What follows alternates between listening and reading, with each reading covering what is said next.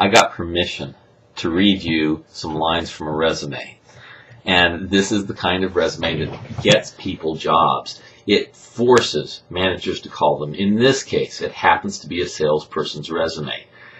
You tell me, if you were a sales manager, even if you had a stable full of great salespeople, would you want to talk to this guy?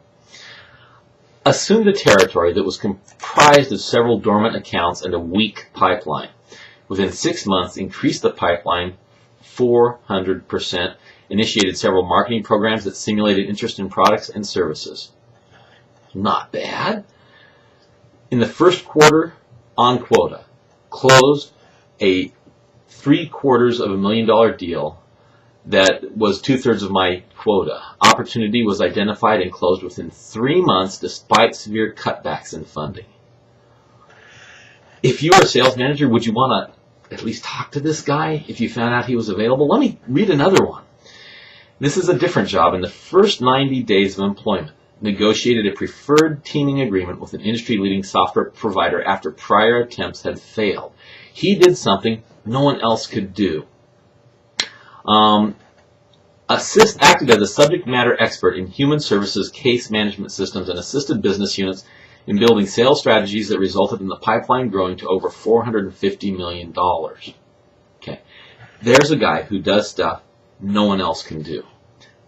The job before that closed $8 million in new revenue on a $5 million quota. This is his first full year as a salesperson. $8 million of sales on a $5 million quota. Now, we all know that's spectacular performance, and a lot of people who are salespeople can't say they've done that. But a lot of salespeople do think they meet quota. They get 90% of quota.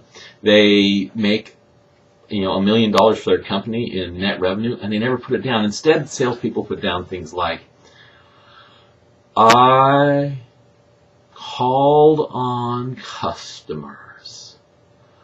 I called on them by phone. And I filled out my paperwork. Well, I'm sorry, if you're a salesperson, you better call on customers. You better use the phone, and you better fill out your paperwork. What did you do that was different?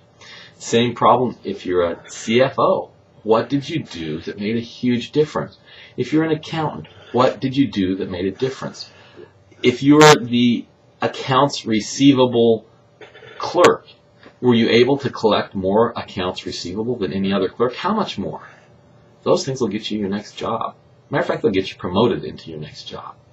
I'm Brian Dilts at Dilts & Associates. We're at www.dilts.us or www.howtoreallygetagreatjob.com. I hope you guys have a great day.